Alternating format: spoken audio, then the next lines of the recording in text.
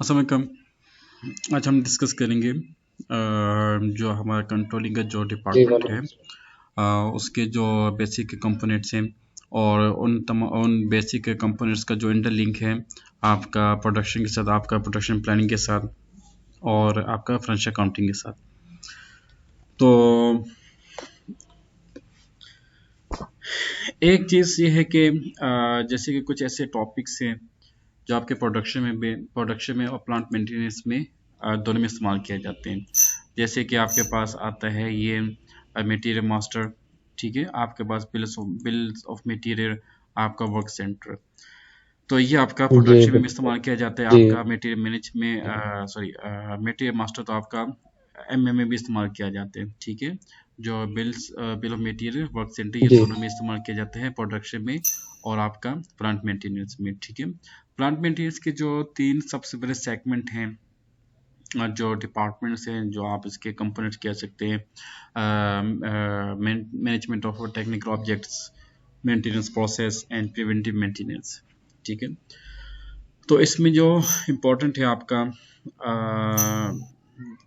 आ जाता है function location, आपके इक्विपमेंट है, आपका ये configuration control, serial number, material, bill of material, ठीक है। और इन्वायरमेंट के अंदर आपके ये वर्क सेंटर्स हैं और प्रोडक्शन रिसोर्सेज टूल्स हैं, वेरिएंट कॉन्फ़िगरेशंस हैं। अच्छा, और उसके अंदर ये वारंटीज हैं, वारंटी क्लेम प्रोसेस हैं, ठीक है। अच्छा, अब यहाँ पे मैं आपसे ये कहता है कि जैसे कि ये है वर्क सेंटर आपका प्लांट मेंटेनेंस में, और ये वर्क सेंटर आपका आता है प्रोडक्शन में। तो आप प्रोडक्शन में जो वर्क सेंटर है और जो आपका प्लांट मेंटेनेंस में वर्क सेंटर है, इन दोनों में क्या डिफरेंसेस है, ये भी इनसे हम डिस्कस करेंगे, ठीक है। और जो असाइनमेंट थी उसको अगर आप थोड़ा सा उसको मैं थोड़ा सा समराइज कर दूं। फाइनेंशियल अकाउंटिंग में हम लोगों ने जो कॉन्फ़िगरेशन का काम किया था, that was link to journal ledger. Journal ledger के अंदर जो डॉक्यूमेंट एंट्री है, फाइनेंशियल अकाउंटिंग के जो कंसल्टेंट्स हैं उनके लिए एक पॉइंट किया था FB50, FB50L, F02, F02, F01L, FB50, FB50L और उसके बाद F65, ठीक है। अच्छा, उसके बाद ये जो अच्छा लास्ट था आपका FBCJ। ये कुछ ट्रांजैक्शन थे जिसके ऊपर आपको असाइनमेंट दी गई थी, आपने इसके ऊपर फोकस करना था। बाकी जो रेफरेंस डॉक्यूमेंट्स थे ये अलग थे। और इसमें रैंकिंग डॉक्यूमेंट वो अभी मैंने आपको करवाना है। रैंकिंग डॉक्यूमेंट क्या होते हैं, बेसिकली ऐसे होते हैं जो रेगुलर टाइम में आप जो है ना एंट्रीज को कंस्टेंटली पे करते हैं। जैसे फॉर एग्जांपल रेंट आपका आ गया, आपकी सैलरीज आ गई, तो कुछ ऐसे एक्सपेंसेस जो महाना आप जो है सेम अमाउंट के साथ पे करते रहते हो, तो वो आपकी रैंकिंग एंट्रीज में आती हैं। इन रैंकिंग एंट्रीज में आपने जस्ट जो अपना एक टाइम फ्रेमवर्क है उसको आप एडजस्ट करते हो and rest of thing will be same. अच्छा, उसके अलावा incoming payment, outgoing payments, pause with clearance, ये आपके ओपन आइटम मैनेजमेंट के साथ लिंक्स हैं और ये आपका जो कस्टमर है, जो वेंडर्स हैं, उनके साथ ये लिंक है, ठीक है। जब इंशाल्लाह हम अपना अकाउंट रिसीवेबल, अकाउंट्स पेबल को कंप्लीट करेंगे, उस टाइम हम इसको भी कंप्लीट कर देंगे। अच्छा, ये जी जी। डॉक्यूमेंट एंट्री में अच्छा आपकी। सर, मेरा एक और क्वेश्चन था। Yes please. मेरा मेरा एक क्वेश्चन था, आपने जो सैलरीज की बात की, जो हम अपनी मेंटेनेंस का जो बजट बनाते हैं, मतलब जो हमारे सैप में जो मेंटेनेंस का बजट होता है, तो जो टीम उस मेंटेनेंस में काम कर रही होती है, तो उनकी सैलरीज और उनके जो एक्सपेंस होते हैं वो भी हम उस बजट में शामिल करते हैं, या यस, उसके लिए हम डिफरेंट बजट हमारा साइन होता है? एक तो डिपेंड करता है कि कंपनी की पॉलिसी क्या है, नंबर वन। और नंबर टू, ये आमतौर पर ऐसा होता है कि जितने जी भी आपके एम्प्लॉयज हैं, लेबर्स हैं, जो भी आपके एक्सपेंसेस हैं मेंटेनेंस के, वो यहीं से आपने एग्जीक्यूट करने, ठीक है। और एक जी और चीज़ ये कि जो आपने पहले बात की ना बजट की, बहुत जी। अच्छा आपका क्वेश्चन है। अच्छा, तो वो आपका यहाँ पे आएगा कंट्रोलिंग में, सही। प्लानिंग, बजटिंग, एक्चुअल कॉस्टिंग और cost element, secondary cost element के साथ आपका इसमें लिंक आता है, जी ठीक है, इसके साथ। अच्छा, तो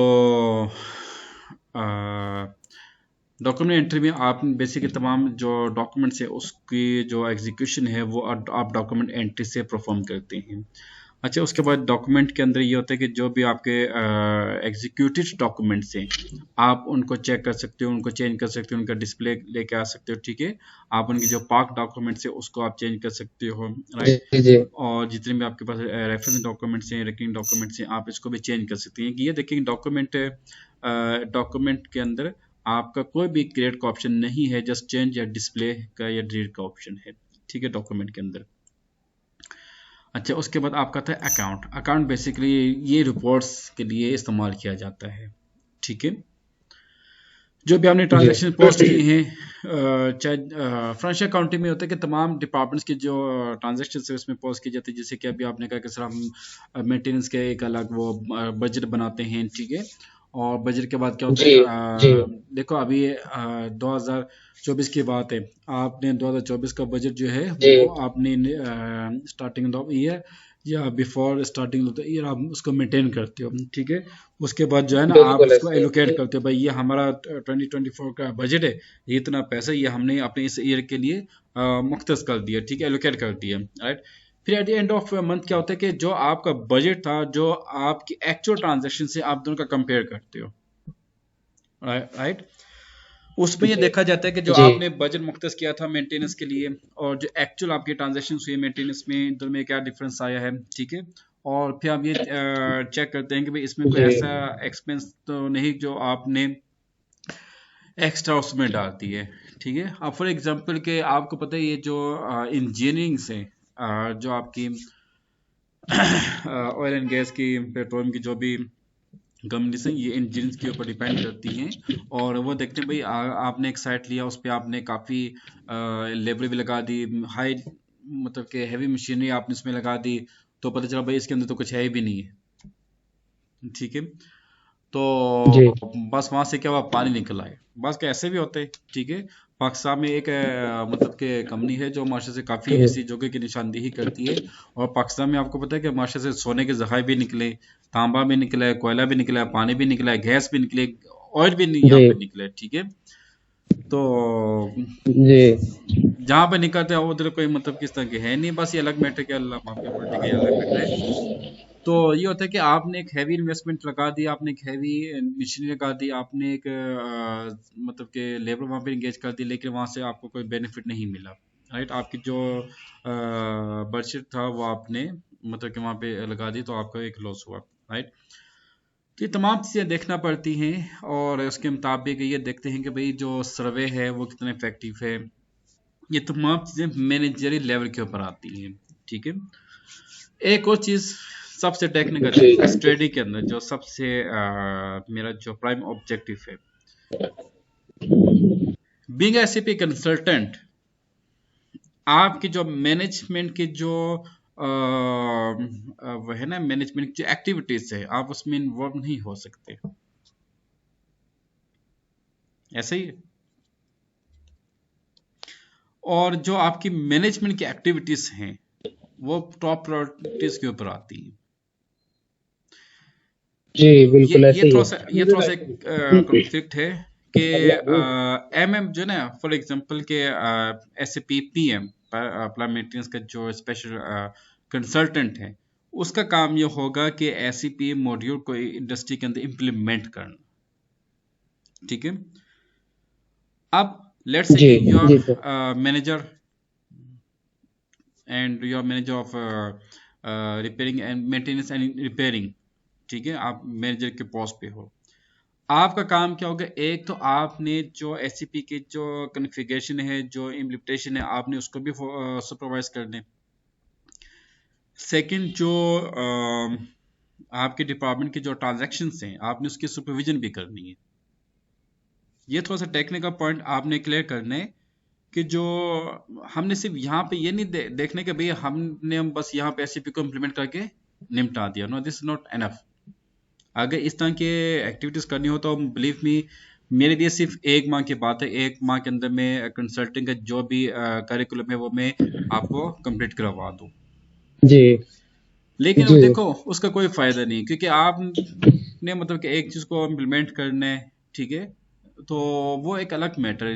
अगर आपने सही मानों में कामयाब होना है, इंडस्ट्री को कामयाब करना है, तो आपने मैनेजमेंट की जो एक्टिविटीज है उस पर ज़्यादा कंसंट्रेट करना। और मैनेजरियल एक्टिविटीज हमेशा तमाम डिपार्टमेंट्स की कोऑर्डिनेशन से ही पॉसिबल है। फॉर एग्जाम्पल अच्छा, ये मैं आपको बताता हूँ यहाँ पे ना, फॉर एग्जाम्पल से मैं अभी स्टार्ट करता हूँ। और ये आपका मास्टर डेटा था। जी अस्सलाम वालेकुम सर। वालेकुम अस्सलाम, कैसे हम ठीक है? जी वालेकुम सलाम। मेरा एक क्वेश्चन है सर। यस, आप अच्छा आप हैं मास्टर से मौजूद हैं? Yes please. जी जी सर, बस वो असल में लेट हो गया, असल में ऑफिस में हूँ, तो बस 10-15 मिनट ही है मेरे पास, क्योंकि उसके बाद फिर मेरा काम स्टार्ट हो जाएगा। तो मेरा क्वेश्चन था, अभी आप कह रहे थे कि एक तो एसएपी को इम्प्लीमेंटेशन है एज एसएपी कंसल्टेंट, दूसरा है कि मैनेजरियल एक्टिविटीज को परफॉर्म करना है और सुपरविजन करनी है ट्रांजैक्शंस की सर, ऐसे ही सर? Yes yes yes. जब आप ट्रांजैक्शन को सुपरवाइज करते हैं तो उसमें सर मतलब क्या क्या चीजें देखनी होती हैं, मतलब कैसे सुपरवाइज करते हैं कि जो हमने जिस तरह की कॉन्फ़िगरेशन की है अकॉर्डिंगली उसी तरह काम हो रहा है, या मतलब किस एंगल से हमने उसको सुपरवाइज वेरी गुड करना है सर? वेरी सर ये गुड बताइए। Very good very good, excellent and most brilliant question. कि supervision in sense of what? ठीक है, बहुत टेक्निकल क्वेश्चन है। Haseeb, I think you got his question. Supervision basically दो तरह की होती है। एक होती है ट्रांजैक्शन सुपरविजन, ठीक है।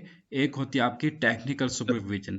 टेक्निकल सुपरविजन में क्या होता है कि आपने एससीपी को इम्प्लीमेंट कर दिया और बैक एंड के ऊपर जो आपने पैरामीटर्स के जरिए एससीपी को इम्प्लीमेंट किया, उस इम्प्लीमेंट के जो इफेक्ट्स हैं वो आपका यूजर लेवल के ऊपर आएगा, ठीक है। सर अच्छा, यूजर लेवल में क्या होता है कि जो ट्रांजैक्शंस पोस्ट की जाती हैं उन कितनी इफेक्टिव है, कितनी एफिशिएंट है, एक तो ये सुपरविजन आती है, ठीक है। दूसरी हम बात ये करते हैं कि जैसे मैंने अभी शुरू में ये कहा था कि लेट्स से कि एक टॉपिक है हमारा वर्क सेंटर, जो कि आपका प्रोडक्शन में भी है, आपका प्लांट मेंटेनेंस में भी है, ठीक है।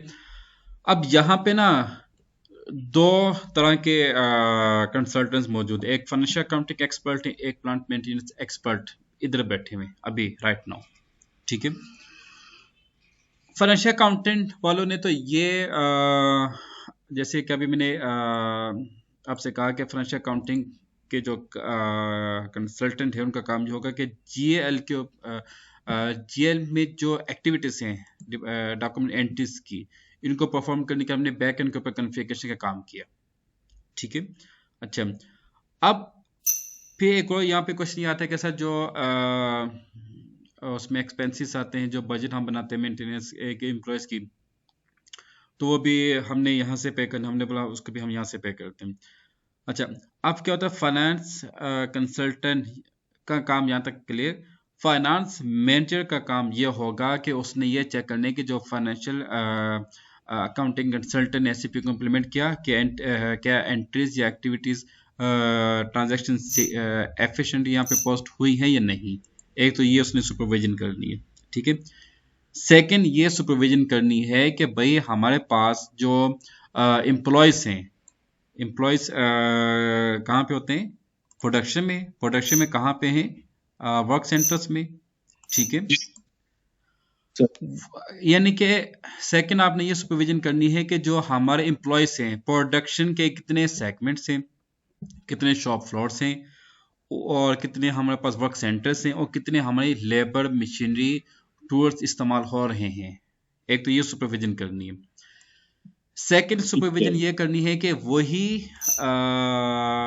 वर्क सेंटर जो है आपका इसमें बन रहा है, ये प्लांट मेंटेनेंस में बन रहा है। ये दो वर्क सेंटर्स हैं, ठीक है। अब दोनों में अलग अलग लेबर इंगेज होगी, तो इन दोनों अलग वर्क सेंटर्स की सुपरविजन कौन करेगा? फाइनेंस डिपार्टमेंट करेगा। यहां तक पॉइंट ठीक है सर। आपने एक ही टाइम पे दो तरह की सुपरविजन करनी है। एक आपने एससीपी को सुपरवाइज करने के फाइनेंशियल अकाउंटिंग ने उसको एक्यूरेट इंप्लीमेंट कर दिया, जिसके मुताबिक जनरल की जो एंट्रीज हैं क्या वह एफिशिएंट इफेक्टिव पोस्ट हो रही हैं, नंबर वन। नंबर टू, आपने चूंकि मतलब कि वो कॉस्टिंग का भी आपके पास है, आपने लेबर्स को सैलरी पे करनी है, और भी काफ़ी एक्सपेंसेस पे करने, तो डेफिनेटली आप चेक करेंगे कि भाई हमारे कितने लेबर्स है, उन लेबर्स ने कितना काम परफॉर्म किया, उनके रेट्स क्या हैं, ठीक है, उनकी टाइमिंग क्या है, उसके मुताबिक आप उसकी जो पे स्लिप आएगी आप उसकी सुपरविजन करने के बाद आप फंड्स इशू करेंगे। ऐसे ही ऐसे ही है, बिल्कुल ऐसे ही है सर। तो इस तरह की आपने ओके सुपरविजन करनी है, ठीक है। तो इसी तरह से आपने फिर सेल्स एंड डिस्ट्रीब्यूशन की भी सुपरविजन करनी है, मैं सब आपने प्लांट मेंटेन ये एमएम की भी सुपरविजन करनी है, लॉजिस्टिक की भी सुपरविजन करनी है, आपने हर डिपार्टमेंट की सुपरविजन करनी है, जस्ट लाइक दिस। आपके पास प्रोक्योरमेंट है, मीन्स ठीक के है, आपने कंसल्टेंट तमाम जितनी भी, हाँ जी हो, और जो में कंसल्टेंट उनकी भी सैप फीको कंसल्टेंट हमारी जिम्मेदारी है sir. Yes exactly, okay okay, ठीक है। चलिए सर मैं असल में मेरा काम स्टार्ट होने वाला है, तो बस वो मुझे बॉस बुला रहे थे, तो इंशाल्लाह सर कल किस टाइम काम स्टार्ट होगी? पॉसिबल है कल मुझे छुट्टी हो, तो कल किस कल टाइम से इंशाल्लाह क्लास उसी होगी टाइम सर? होगी तकरीबन अल्लाह हाफिज। हाफिज। अच्छा, तो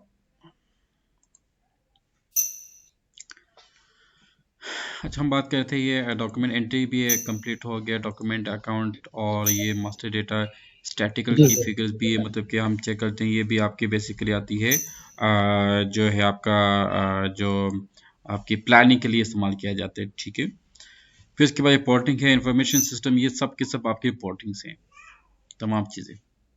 इन्वायरमेंट भी आपका एक किस्म का रिपोर्टिंग या बेसिक पैरामीटर्स में आते हैं। अच्छा, तो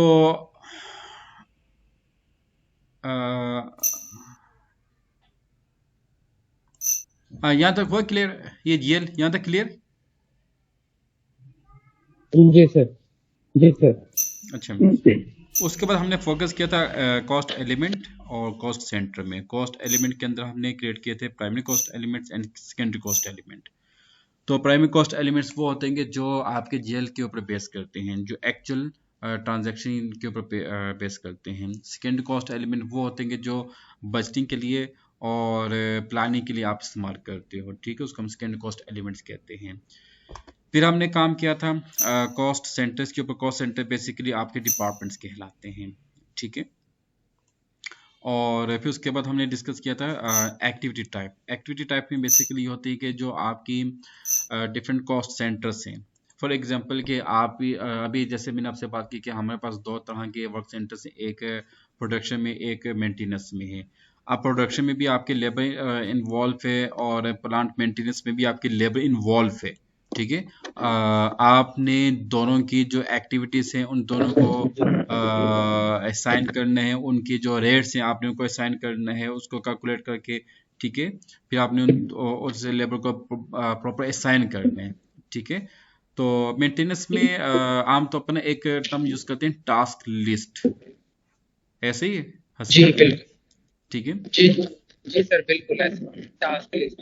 मतलब टास्क लिस्ट में आता भाई आपके कितने लेबर है, उसके एक्टिविटीज क्या है, उसका शेड्यूल क्या है, उसकी टाइमिंग क्या है, ठीक है ना, उसके जी मुताबिक। बिल्कुल, वर्क आवर्स, मैन पावर और ऑपरेशनल एक्टिविटीज जो होती हैं उसको हम टास्क लिस्ट बोलते हैं बेसिकली। उसके अंदर हमारे पास एक्टिविटी टाइप होती है, कॉस्ट सॉरी वर्क सेंटर होता है एक ही लाइन में, उसकी ऑपरेशन एक्टिविटी होती है, मैन पावर होती है और मैन आवर। यस, तो तमाम चीज़ें जो है ना वो हम इसी तरह से उसको कॉन्फ़िगर करते हैं, ठीक है, जो आपकी टास्क लिस्ट बनती है। अच्छा, तो हम ये टेक्निकल पॉइंट यहाँ पे ये डिस्कस करे थे कि जो आपके लेबर इन्वॉल्व है प्रोडक्शन में, जो लेबर इन्वॉल्व है प्लांट मेंटेनेंस में, दोनों में डिफरेंस भी होगा, दोनों का आपने सुपरविजन भी करने हैं, ठीक है। अच्छा, फिर इसी तरह से आपकी आती है, उनके रेट्स आते हैं, फिर उनकी जो आपकी सैलरीज है आप उसको मेंटेन करते हो, फिर उनके जो एक्सपेंसेस हैं लेबर के हेल्थ एंड सेफ्टी के एक्सपेंसेस आ जाते हैं, जी उनके रिफ्रेशमेंट एक्सपेंसेस आ जाते हैं, काफ़ी उनके मतलब के एक्सपेंस इंसेंटिव्स उनके एक्सपेंसेस आते हैं, वो भी आपने इसमें रिकॉर्ड करना होते हैं, ठीक है। तो यहाँ पे जी एक ऐसा सिस्टम भी है कि लेट्स से कि आपके पास जितनी लेबर है, ठीक है, आपने फाइनेंशियल अकाउंटिंग में उसको प्रॉपर क्रिएट भी करने, ठीक है। हालांकि ये होता है कि जो आपकी लेबर है वो आपकी जो है ना हायरिंग होती है आपकी एचआर से, ठीक है। एचआर का काम क्या होता है कि जो आपकी जी पर्सनल में बिल्कुल ऐसी है। एडमिनिस्ट्रेशन रिक्रूटमेंट में और उसकी सारी आप जो है वो हायरिंग करते हो, फिर सारा डेटा फाइनेंस डिपार्टमेंट के पास अपडेट होता है, ठीक है। और मजे की बात कि जो आपका वो बनते हैं ना वर्क सेंटर में एक टेक्निक पॉइंट जी भी है, जिसे आप जो है ना वो करते हैं, क्या उसे कहते हैं, अभी मैं आपको जरा क्लियर करके बताता हूँ। वर्क सेंटर में जो लेबर्स इन्वॉल्व है कैपेसिटी में, आप उसको एचआर के साथ इंटरलिंक भी करते हैं, वहां से सारा डेटा जो है आपका उसमें भी इंटरलिंक हो जाएगा। ओके। जी। अच्छा सर, एक और क्वेश्चन था। ये जो कॉन्ट्रैक्ट डिपार्टमेंट्स होते हैं, मतलब हम डिफरेंट कॉन्ट्रैक्टर्स को हायर करते हैं अपनी मेंटेनेंस के लिए, तो उनके लिए जो बजटिंग होती है वो हम अपने जो मेंटेनेंस का बजट होता है उसी के अंदर एलोकेट करते हैं। मींस उनको हम डिफरेंट, उनसे रिलेटेड जो है कॉन्ट्रैक्टर से रिलेटेड कुछ वर्क सेंटर्स असाइन कर देते हैं मेंटेनेंस के लिए। मतलब जो लॉन्ग टर्म मेंटेनेंस होती है, कुछ कॉन्ट्रैक्टर्स हायर होते हैं जो मेंटेनेंस करते हैं प्लांट्स पे, तो उनके लिए स्पेशल कुछ वर्क सेंटर्स उनको असाइन कर देते हैं। और फिर उनके लिए जो जैसे मैन पावर हो गई या मैन आवर्स हो गई, उसको हम कैसे कैलकुलेट करते हैं अपनी एसएपी में? गुड। एक तो ये है ना कि लेट से कि आपने जैसे भी बात की कि हमने कॉन्ट्रैक्टर को हायर किया हुआ है, ठीक है। और लेबर आपकी होगी या लेबर कॉन्ट्रैक्टर की होगी, अगर तो कॉन्ट्रैक्टर की लेबर होगी ना तो आप उसको अपने कॉन्ट्रैक्टर को लमसम पे करते हो।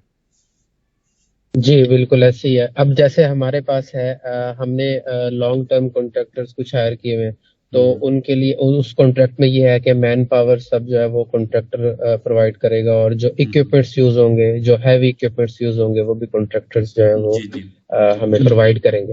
हम्म तो उसके लिए अब ये है कि सैप में तो जब एक वर्क ऑर्डर या नोटिफिकेशन जनरेट हुआ, तो वो हम्म हमारे पास कुछ 5 ईयर लुक हेड्स हैं, मींस कुछ मेंटेनेंस प्लान्स हैं जो हमने उनके अंडर दिए हुए हैं कि ये मेंटेनेंस प्लान्स जो है वो आप एग्जीक्यूट करेंगे। हम्म तो उससे रिलेटेड जितने भी हमारे पास वर्क बैठे ऑर्डर्स जो हैं वो जनरेट हो रहे होते हैं, तो वो कॉन्ट्रैक्टर उनको एग्जीक्यूट कर रहा होता है। हम्म अब जब वो वर्क ऑर्डर उनके प्लानर्स जो हैं वो प्लान कर रहे होते हैं, तो उसके अंदर वो कॉस्ट सेंटर भी यूज कर रहे हैं सेम वही उस मेंटेनेंस का। हम्म अच्छा, उसके अलावा वो वर्क सेंटर्स भी वही यूज कर रहे हैं। तो उसकी जो कैलकुलेशन है बजट की, वो मतलब फाइनेंस जो है वो उस जो उनको हमने वर्क सेंटर्स असाइन किए हैं, उसके हम्म साथ लिंक करके मतलब वो उसको चेक कर रहे होते हैं कि कितना जो है एग्जीक्यूशन, या कुछ लमसम जैसे आप कह रहे हैं इस तरीके का कुछ होता है। पॉइंट आपका काफी अच्छे। देखिए इस पे होता है कि अगर तो ये देखा जाता है कि नेचर ऑफ कॉन्ट्रैक्ट किया आपने उनके साथ, क्या कॉन्ट्रैक्ट किया हुआ है, शॉर्ट टर्म कॉन्ट्रैक्ट है या लॉन्ग टर्म कॉन्ट्रैक्ट है या एज पार्टनर कॉन्ट्रैक्ट किया हुआ है, ठीक है। ये नंबर वन चीज देखनी पड़ती है। फिर उसके बाद आमतौर पे जो है ना ये लमसम पे की जाती है, ठीक है। जब आपने अपने कॉन्ट्रैक्टर को एक दफ़ा अमाउंट पे कर दी तो फिर ऑफिशियली जो आपका फाइनेंस डिपार्टमेंट है वो आपके जो कॉन्ट्रैक्ट के जो लेबर है, जो इक्विपमेंट है, जो उनकी डिफरेंट ओवरहेड्स की जो रेट्स है उनको वो एक्सेस नहीं कर पाएगा, या फिर उसको वो चेंज या उसको प्लान या उसकी एलोकेशन वो नहीं कर पाएगा ऑफिशियली और एथिकली, ठीक है। तो हाँ, जी बिल्कुल। ये आप इसको एक आपने अपने कॉन्ट्रैक्टर को ओवर जो लम्प पेमेंट दे दी, कॉन्ट्रैक्टर का अपना एक सब्सिडरी फाइनेंस डिपार्टमेंट होगा विद इन उसकी जो एबीसी जो एक भी कंपनी है, ठीक है। तो वो फिर कॉन्ट्रैक्टर जो फाइनेंस डिपार्टमेंट होगा वो अपने इन तमाम चीज़ों को लुक आफ्टर करेगा, उसको मैनेज करेगा, उसकी सुपरविजन करेगा, लेकिन आपका फाइनेंस डिपार्टमेंट नहीं कर सकता। जी, इसकी तो लॉजिक ये आई बनती है थिंक कि ये फिर इसकी लॉजिक लमसम ही हो सकता है। जी जी लमसम में जी सर, जी सर। इसकी जी, लॉजिक ये होती है ना क्योंकि कि जी प्लीज जी, आप बोले। क्योंकि सर आई थिंक जैसे हमने उनको एक 5 ईयर लुक हेड प्लान दे दिया कि आपके पास अगले 5 साल के इतने मेंटेनेंस प्लान्स हैं और आपने ये सब एग्जीक्यूट करने हैं, तो आई थिंक फिर हम पर ईयर कैलकुलेट करते हैं कि उन्होंने कितने मेंटेनेंस प्लान्स जो है वो एग्जीक्यूट किए हैं। तो उस हिसाब से शायद फिर जो है वो हम जो उनको परचेज ऑर्डर इशू हुआ होता है, तो उसके अंदर से फिर वो जो वैल्यू है वो हम एक्सेप्ट कर लेते हैं और जितने मेंटेनेंस प्लान एग्जीक्यूट होते हैं उस हिसाब से इसको फिर कैलकुलेट करके लमसम के जो रेट्स मैन पावर के और जो लेबर चार्जेस और जो इक्विपमेंट्स जो यूज हो रहा है उसके आई थिंक उसके साथ कैलकुलेट करते हैं। ऐसा ही है। और इसी तरह के एक प्रोजेक्ट हम लोग ने परफॉर्म किया था कराची में, और इसमें ये होता है कि आपने अगर किसी भी कॉन्ट्रैक्ट के साथ कोई भी फाइनेंशियल टर्म अगर आप उसके साथ एग्री करते हो या असाइन करते हो, तो पहले आप अपनी वर्किंग परफॉर्म करते हैं। ठीक है, आप डेफिनेटली आपके पास भी ऑफिशियल्स मौजूद हैं जिनको सारा नॉलेज हो कि भाई अगर आपकी मेंटेनेंस में इतनी लेबर इन्वॉल्व है, इतना इक्विपमेंट इन्वॉल्व है, इतनी आपकी टूल्स इन्वॉल्व है, इतना आपका टाइम ड्यूरेशन इन्वॉल्व है, ठीक है, इतने आपके ओवरहेड्स इन्वॉल्व जी है, जी तो बिल्कुल। आप भी अपनी एक कैलकुलेशन करोगे ना। ऐसे तो नहीं जी भाई जो आपका कॉन्ट्रैक्ट आपको भाई आप मुझे 5 मिलियन दिरहम या 5 मिलियन यार पर ये मुझे दे दें, तो आपकी कंपनी तो नहीं उसको ऐसे वो उठा के देगी।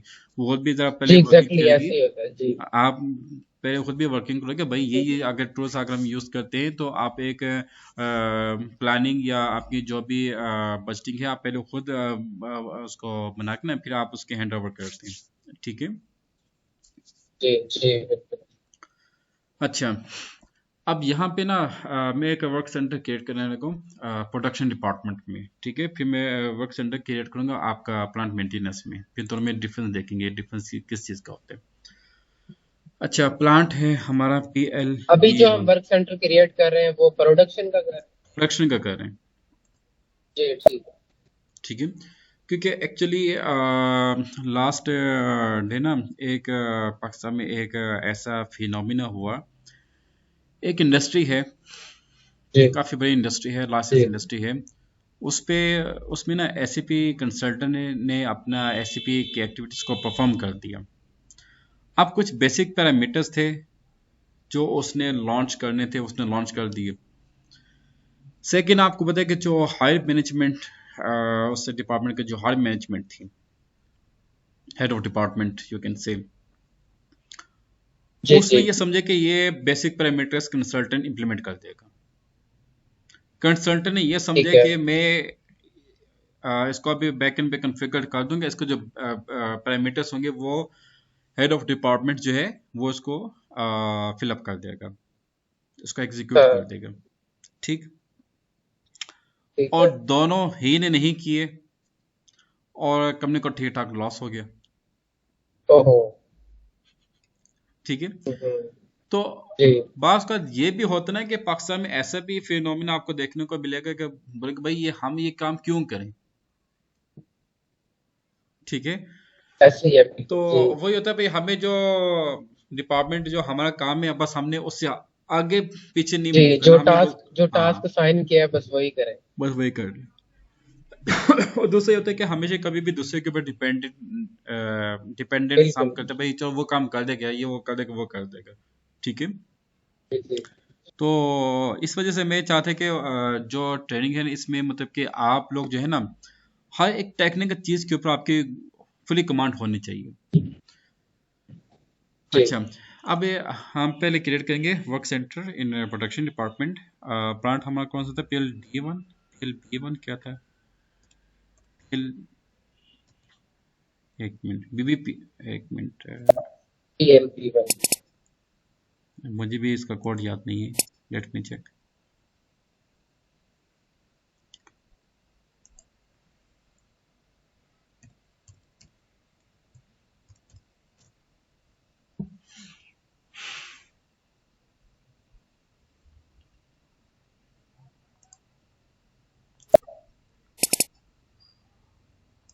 हमारी कंपनी का नाम क्या है? बॉयजन। Poison poison. ये आ गया, ठीक है, ये आ गया, BPPL, मैन्युफैक्चरिंग BPPL। BPPL। हाँ जी। BPPL। अच्छा, वर्क सेंटर हम देंगे WC BP001। Work centre category हम चूज करेंगे मशीनरी को, मशीन को। अच्छा, BP आ गया। वर्क सेंटर So, हम यूज are करते we हैं, recording this lecture? या BP01। अच्छा, वो कैटेगरी यहाँ पर आपके पास आगे पर्सन रिस्पॉन्सिबल जो हेड ऑफ डिपार्टमेंट है। ठीक है, तो वो उसमें आप देख लें आपके पास कौन कौन से हैं। प्रोडक्शन मैनेजर है या जो भी है,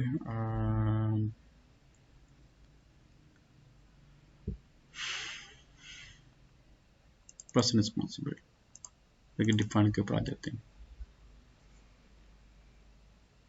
अच्छा, ये अलग मैटर है कि कौन सी जो इसमें ऑप्शंस हैं वो कंपलसरी हैं, कौन सी नॉन कंपलसरी हैं, ठीक है, जी वो एक अलग पैरामीटर जी है। जी प्लांट आपका है BPPL और पर्सन हम देते हैं प्रोडक्शन मैनेजर।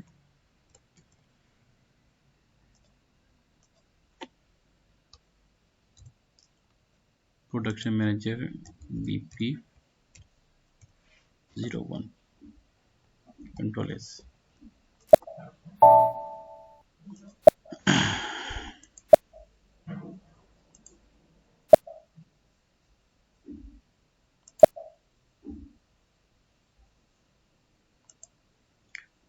अच्छा, लोकेशन आप दोगे,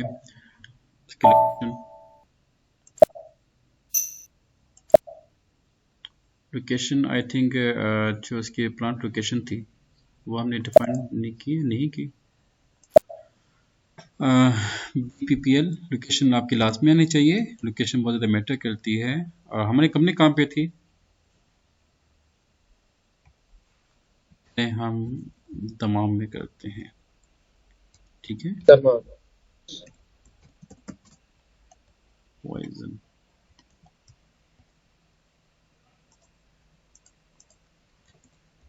poison beverages, country Saudi Arabia, और सिटी आपका यार रियाद ये इसका।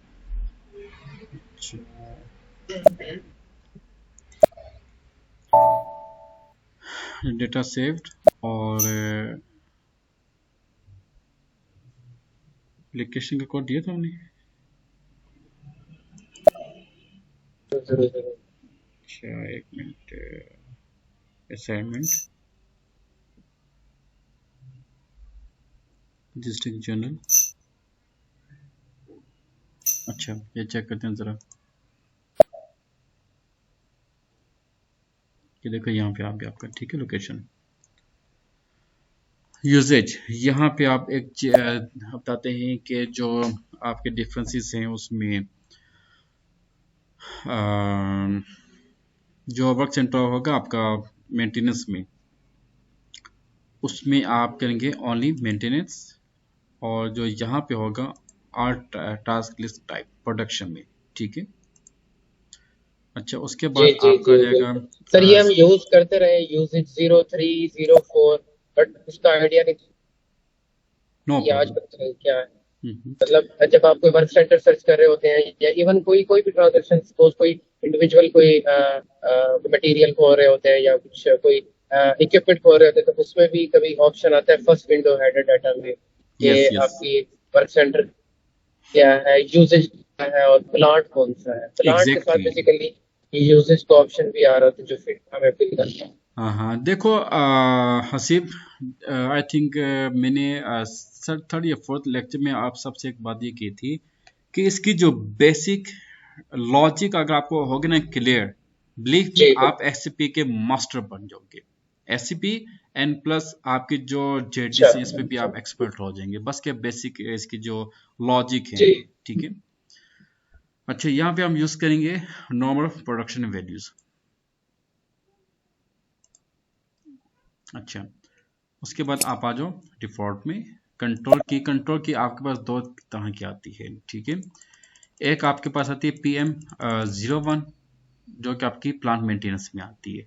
PM02, ये 01 इंटरनल, 02 इंटरनल। एक्सटर्नल में आती है, जी ठीक है। फिर आपकी आती है PP01, जो कि इन हाउस प्रोडक्शन, और PP02 ये आपके एक्सटर्नल प्रोसेस आते हैं, ठीक है। हम इसको इन एक्सटर्नल। हाउस में लेके जी आते हैं, जी ठीक है। अच्छा, उसके बाद यहाँ पे आपके पास unit of measure standard values आपके पास तीन आ रही हैं। इसमें आप देखें, आपने आवर्स यूज करने हैं सब में, आवर्स।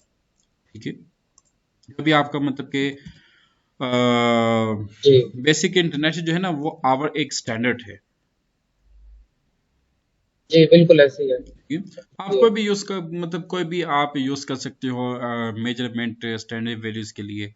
तो आम तौर पे हम आवर्स ही यूज करते हैं क्योंकि एक आवर्स स्टैंडर्ड यूज हमारे करते हैं। पास जी मेजरमेंट आती है जिसे हम जो है हर चीज की वैल्यू को एक्यूरेट कैलकुलेट कर सकते हैं। ठीक है, जी then we come to capacities. Capacity category में हम पहले मशीन को चेक कर उसमें सेलेक्ट करते हैं। ठीक है, और फिर उसके बाद आपकी जो इसमें हम देखते हैं लेबर कैपेसिटी। ठीक है, मेंटेनेंस हम उसमें यूज़ करेंगे लेबर में। तो नॉर्मल हम यूज़ करेंगे कैपेसिटी फॉर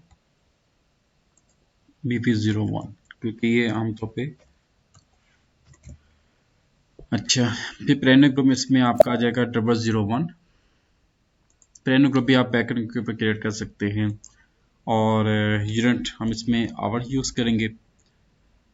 यहाँ पे जो है ना आप ये बताते हो कि आपके पास कितनी कैपेसिटी है। ठीक है, उसको आपने जो टाइम आमतौर पे क्या होता है कि जैसे कि हमारी जो ये वर्किंग आवर्स होते हैं ना, वर्किंग आवर्स जो हमारी मतलब कि टेक्सटाइल जो इंडस्ट्रीज नॉर्मल वर्किंग आवर्स होते हैं 8 आवर्स। 8 आवर्स भी होते हैं। आपने ये देखना होता है कि आपकी जो मतलब कि वर्क सेंटर में जो कैपेसिटी आपने यूज़ करनी है वो आपने 8 आवर्स यूज़ करने हैं, 12 आवर्स यूज़ करने हैं, 16 आवर्स यूज़ करने, 24 आवर यूज़ करने। ठीक है, आमतौर पे जो हमारी जो कराची की जो टेक्सटाइल इंडस्ट्री है उसमें आमतौर पे क्या होता है 24 आवर्स जो है जी वो सर। टेक्सटाइल जो है 24 आवर्स इस्तेमाल की जाती हैं 12 आवर्स की शिफ्टिंग के साथ। ठीक है, एग्जैक्टली जी। अच्छा 1 मिनट ये तो सर 09.0000 फिनिश आप करते हैं इसको हम करते हैं 8 आवर्स की। ठीक है, ब्रेक आप ले लो 30 मिनट्स का। आपके पास इंडिविजुअल कैपेसिटी कितनी है? आपके पास 5 भी हो सकती है, 10 भी हो सकती है, 50 भी हो सकती है, 20 भी हो सकती है। डिपेंड करते हैं कि आपका जो वर्क सेंटर है उसमें कितनी आपकी लेबर एंगेज है। ठीक है, हम 10 लेके आते हैं। जी कैपेसिटी यूटिलाइजेशन आप इसको 100% यूज करोगे। सेटअप ये आप स्किप कर दें और यहाँ पे आप डबल क्लिक करें। I want to show one thing. तो आपके पास जो आवर्स हैं 205 आवर्स आपके पास आ चुके हैं। ऑपरेटिंग टाइम आपका 20 आवर्स। ठीक है, कितने आवर्स बनते हैं ये? जी 9 to 6। सर। कितने बनते हैं 9 to 6? 9 to 6 ये आपके 8 आवर्स 9 समथिंग। तो ये आप देख लेंगे इसके जो है मुताबिक जो आपके हैं 1 मिनट 8 आवर्स बनते हैं। 8 आवर्स इसकी 20 1 minute I think we are doing something wrong. Hmm, hmm. एक वो होता है ये गलती हो गई यहाँ पे। गलती क्या हुई है पता है? छोटी सी मिस्टेक है। 7 to 18 आएगा ना जो 24 आपका टाइम को वो ले करते हैं तो जी जी जी ये 18 18 आएगा ना आएगा। है?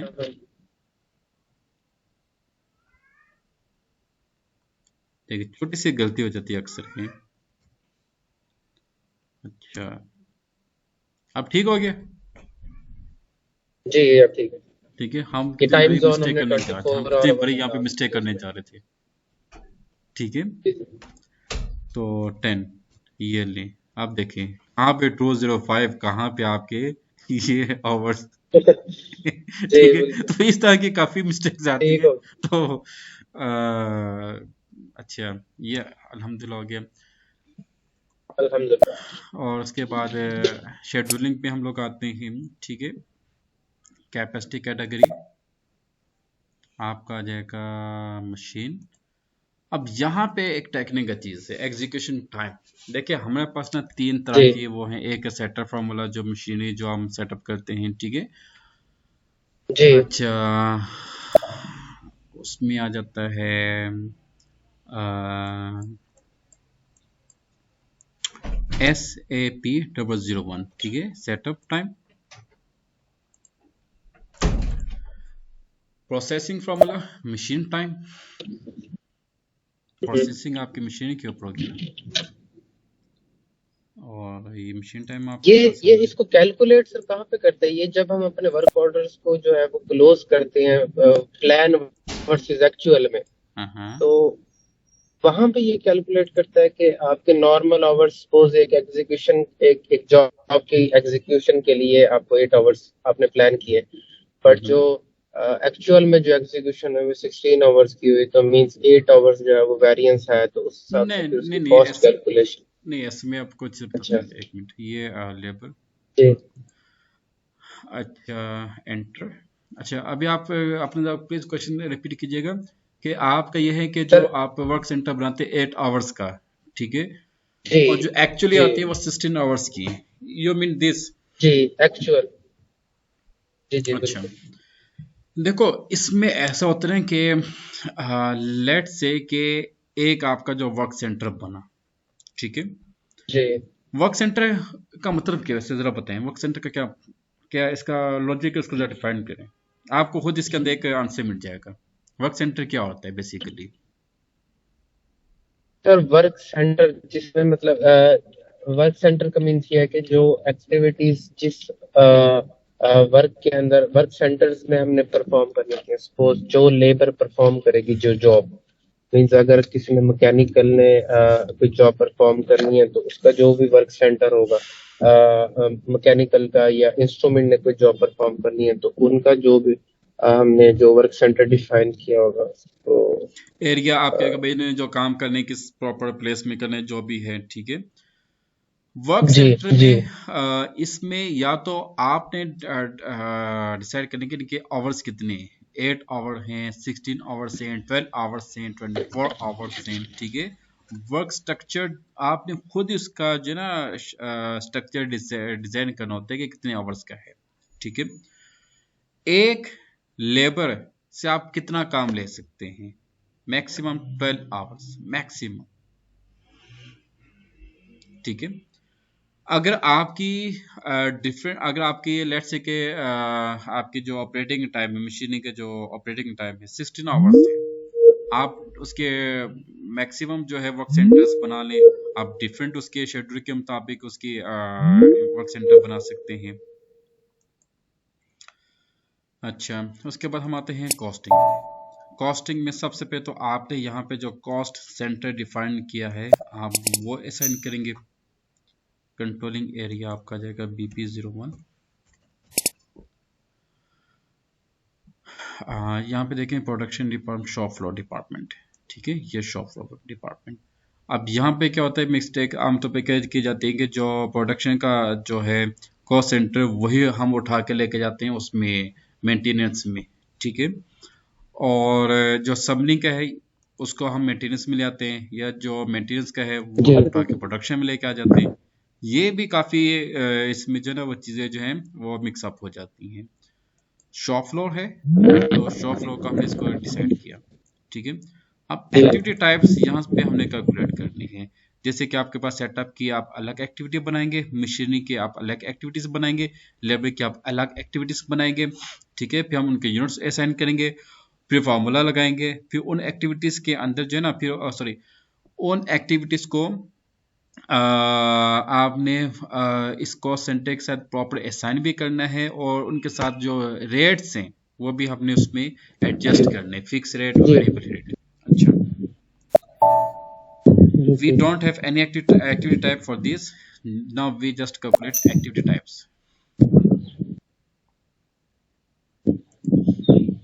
हम अच्छा, इसको सर ऐसे भी कह सकते हैं ना कि location where activities take place, मतलब जो हमारे स्टैप के अंदर जो लोकेशन हमें जो जहाँ पर एक्टिविटीज हमने परफॉर्म करनी होती हैं जिस एरिया के अंदर, यस यस उसको हम यस वर्क सेंटर का नाम दे देते हैं।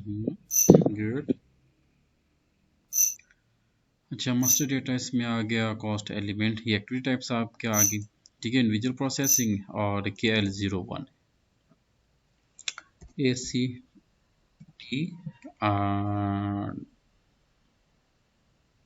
001 और 01.01.2024। अच्छा, ऑलरेडी एग्जिट कर रहे हैं। ACT P 01। अच्छा, नाम आप इसमें देते हैं setup overheads.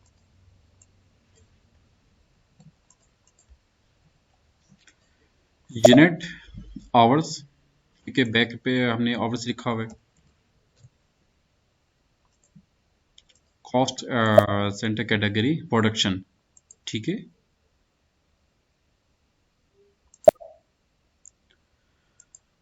Activity type category, इसको आप चूज करेंगे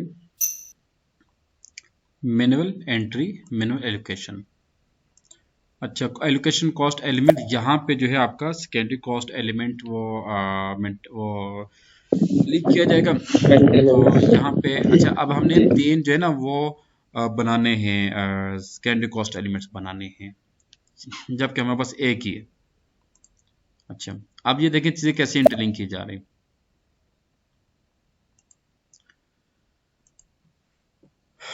उसका कोड क्या था, KS06 secondary cost element 804।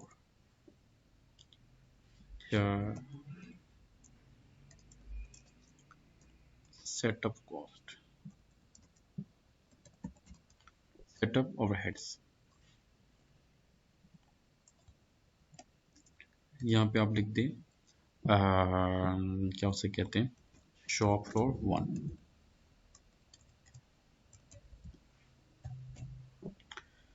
Cost element category आपकी आ जाएगी यहाँ पे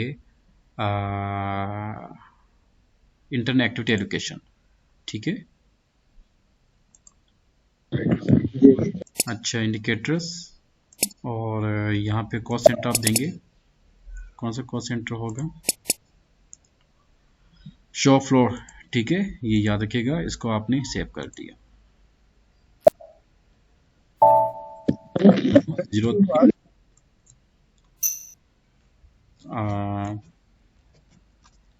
machine cost,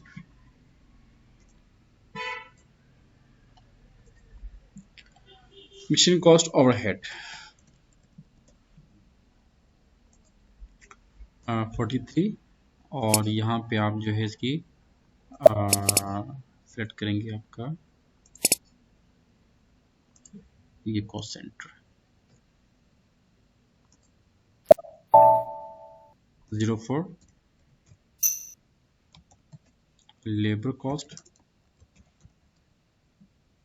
cost overhead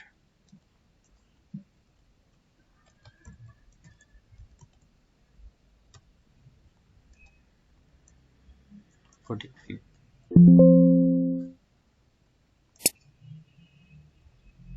save, control S. अच्छा, अब यहाँ पे ये देखें,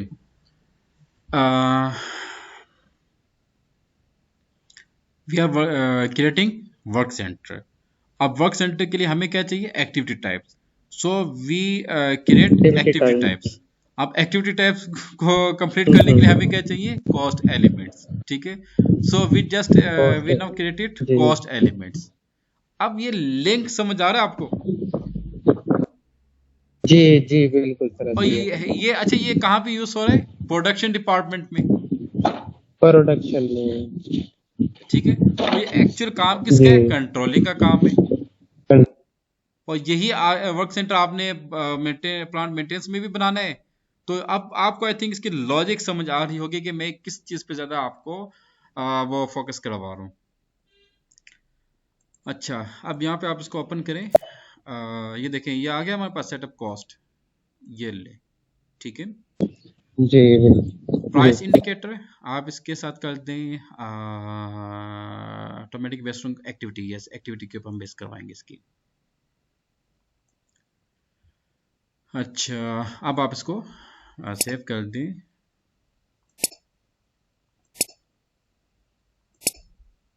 ये सेव हो गया। अच्छा आप 02 कर दें, इधर 02।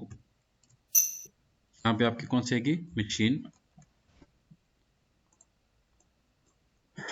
Machine overhead. अच्छा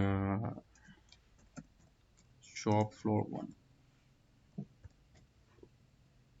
यूनिट आवर्स। कैटेगरी आपकी कौन सी है, प्रोडक्शन।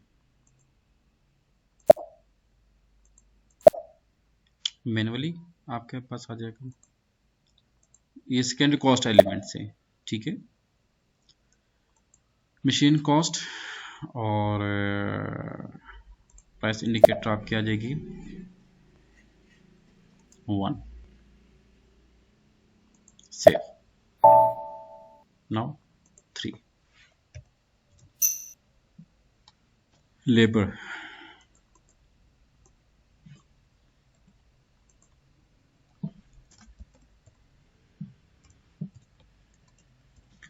अब लेबर की जो डिटेल है ना उसकी, मतलब कि वो एचआर आपको प्रोवाइड करेगा सारी।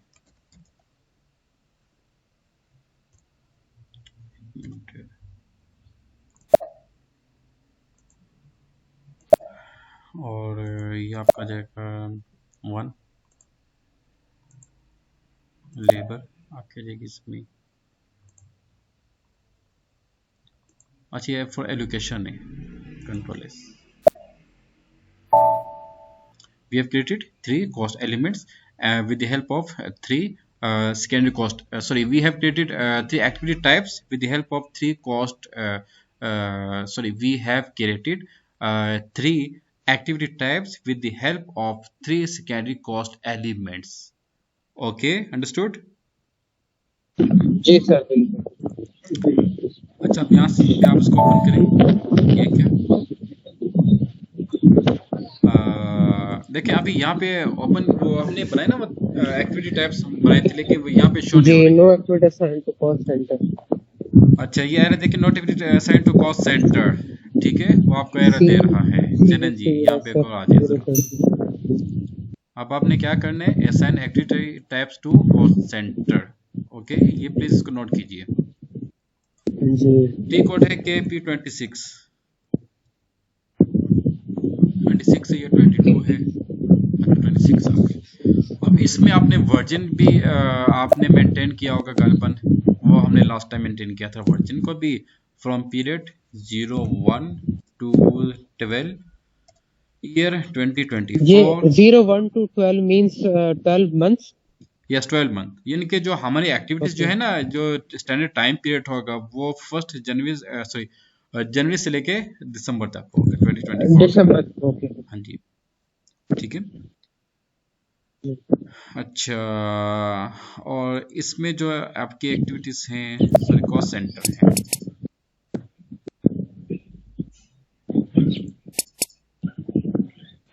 ये कॉस्ट सेंटर इसको आप असाइन कर दीजिए। अच्छा ये करने के बाद ये है ओवरव्यू, और ये देख लीजिए ये लेबर का बना रहे हैं, ठीक है। एक्टिविटी टाइप यहाँ पे कौन सी आ रही है, लेबर की आ रही है। आप यहाँ पे कर दो 01 ओवरव्यू।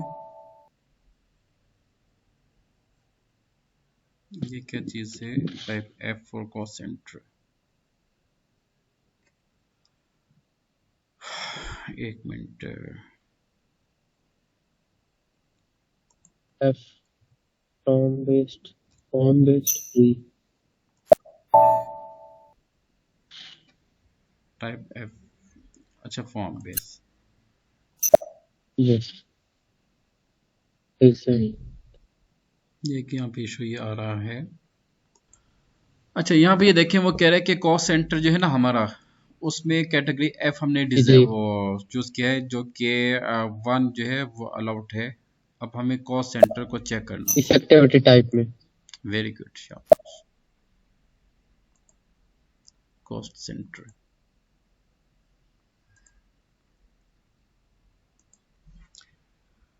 हाँ, KS02 कॉस्ट सेंटर आ गई है ना। अच्छा, कभी कभार यहाँ पे वो कैटेगरी F दे रहा है, प्रोडक्शन है। F कहाँ से आ गई? F ये था इसमें, 1 एंड चूज। अच्छा, उसको चेंज कर दिया। ये कॉस्ट एलिमेंट्स को हम जरा डिलीट कर दें। जी अच्छा,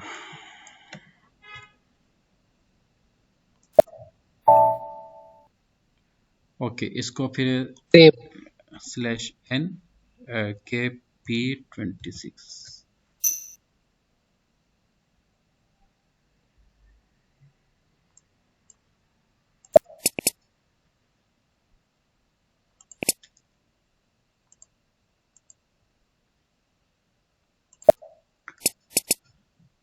अच्छा, यहाँ पे जरा चेक करते हैं, कैटेगरी चेंज हुई? यस, कैटेगरी चेंज हो गई है 1। ठीक है। जी बस। अच्छा, ये आ गया यहाँ पे। अब यहाँ पे जो प्राइस आप देंगे, फिक्स प्राइस क्या है, वेरिएबल प्राइस क्या है, ठीक है, कॉस्ट एलोकेशन यहाँ पे वो देखने ऑटोमेटिकली उसने वहाँ पे चूज कर दिया।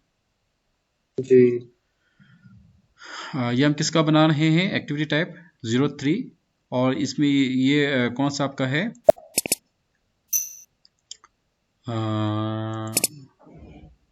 04 लेबर कॉस्ट। ठीक है। सेम। और यहाँ पे आपके पास कौन सी है? प्लानिंग है। और ये आपकी कौन सी है? एवरेज प्राइस है। और ये प्लान क्वांटिटी सेट है। इसको हम देते हैं 150 फिक्स है, और पर ओवर आप पर आवर 120 वेरिएबल है। ठीक है। एंड वेरिएबल मतलब हमने ये दो क्यों दिए हैं इसमें प्राइसेस? देखें, बाज़ औक़ात ऐसा भी होता है कि आपके जो कुछ केसेस में आपके वेरिएबल एंड फिक्स प्राइसेस भी शामिल होती हैं। कुछ जी में ओनली फिक्स होते हैं, कुछ में ओनली वेरिएबल होते हैं। ये डिपेंड करता है नेचर ऑफ ऑर्गेनाइजेशन। हाँ। ठीक है। लेकिन फिक्स भी जी इसमें आती हैं। अच्छा, ओके। KP26 एक्टिविटी, अब हम इसको करेंगे 01, और ये आपका सेटअप में आपके आ जाएगी 250 एंड 200।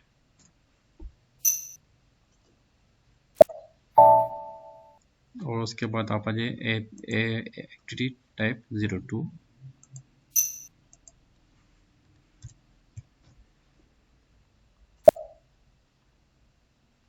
लेबर आप इसको लेके आ सकते हैं 10 and $15 per hour.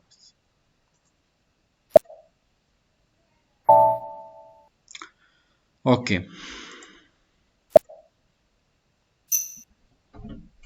Work center. अब यहाँ पे आपने तमाम एक्टिविटीज को 1 बाय 1 चूज करके सिलेक्ट कर लें।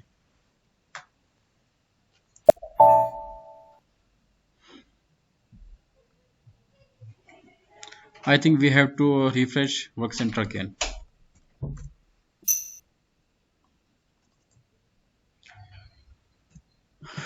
BP001।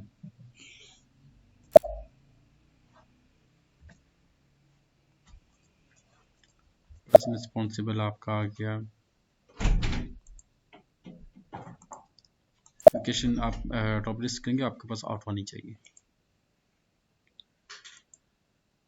यूजेज आपका कौन सा था? Art type. और स्टैंडर्ड वैल्यू आपकी SCP-1। हम डिफॉल्ट PP01, और यहाँ पे आप देंगे HR hours and hours.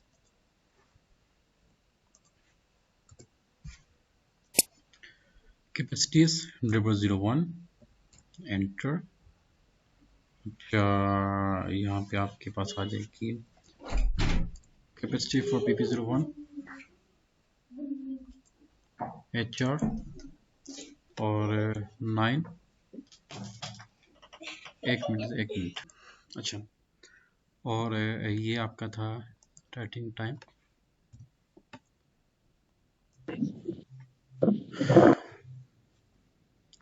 7 and 1 hour।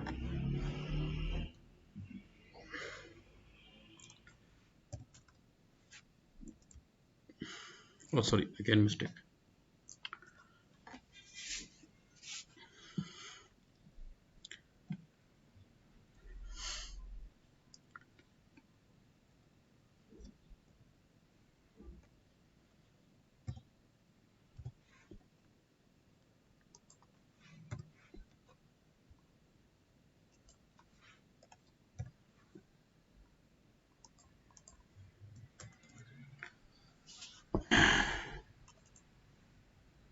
$85 hours per day।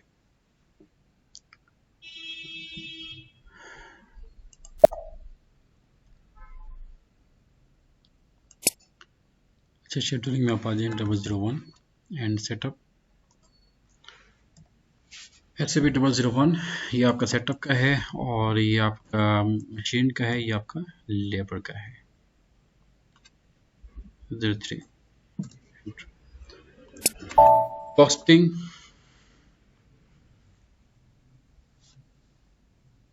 controlling area doesn't exist for plant PVDL। Let me check। क्या था आपका?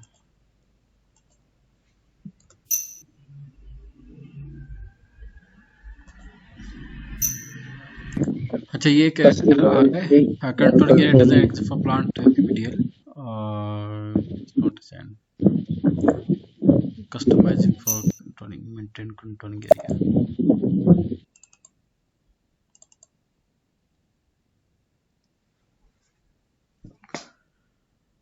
हमने प्लांट कौन सर सा ये चूज ड्यूरिंग किया? प्लानिंग जो हमें एरर्स आ रहे होते हैं वो भी हम चेक कर सकते हैं, जैसे आपके एरर को यस कॉपी यस करके यस आईएमपी यस में चेक यस कर यस लेते हैं। यस। लेकिन मैंने ट्राई किया था, आई थिंक हमें ये एक्सेस नहीं देते प्लानिंग में। एक्सेस तो नहीं देते उस तरह से।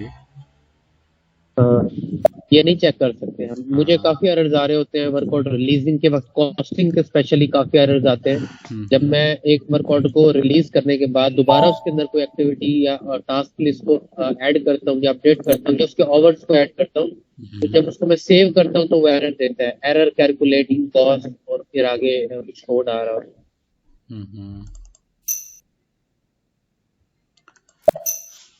अच्छा, एक मिनट। ये है कि लेट मी चेक हमने प्लांट कौन सा चूज किया हुआ है। एक मिनट, इसको क्लोज कर दें।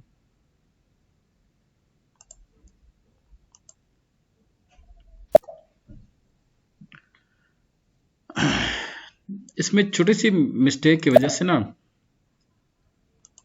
जी मुझे लगता है कि जी शायद सर। हमने जो प्लांट है PPBL लिखे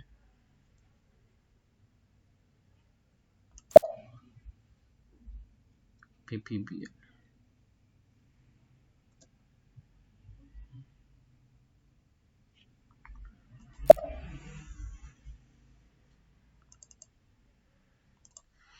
वन थिंग इसमें यह है कि जब आप स्टैंडर्ड वेरिएंस को मेंशन करेंगे तो rules for maintenance should be enter and should be enter, और साथ में इसकी जो है आपके पास आ जाती है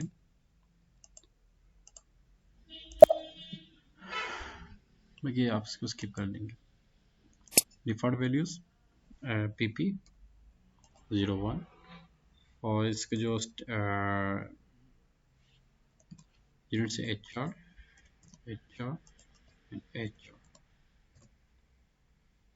capacities 001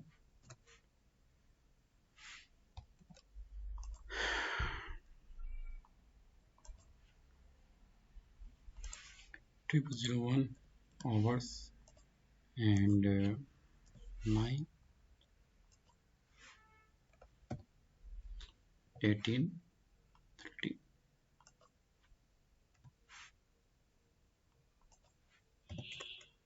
$110. Confirm again. Okay, come back. Shooting 0001 एक आपकी आ जाएगी machine labour and setup cost costing activities. पहले आप यहाँ पे अपना जो है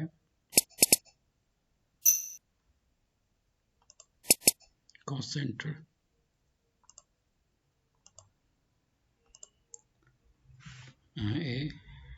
ACTB 01। अच्छा, ये सम टाइम जो आपकी बैक एंड के ऊपर कुछ इश्यूज आ जाते हैं जो सर्वर है, तो I will check it again और इसको फिर मैं चेक करूँगा इंशाल्लाह और मैं आपको इसका सोल्यूशन भी बता दूंगा इंशाल्लाह, ठीक है। और इसमें यह है कि जो आज हमने जो एक्टिविटीज़ परफॉर्म की हैं, जो आज हमने जितने भी इसमें टास्क परफॉर्म किए हैं, जो भी काम किए, we have to create work center for production department. इसमें जो कॉस्टिंग है, आपने जो कॉस्ट सेंटर सेलेक्ट किया और जो एक्टिविटी टाइप्स हमने बनाई, उसमें जो सेकेंड कॉस्ट एलिमेंट को एडजस्ट किया, तो जो सेटअप और मशीन एंड लेबर आवर्स के साथ आपने जो एक्टिविटीज़ टाइप है उसको एडजस्ट करके तो उसको सेव करना है। तो ये हमारा टास्क था। तो I will perform it again and in next lecture I will explain solution of this error. Thank you so much. आप इसकी प्रैक्टिस करके इसके असाइनमेंट प्रेजेंट कीजिएगा। Thank you.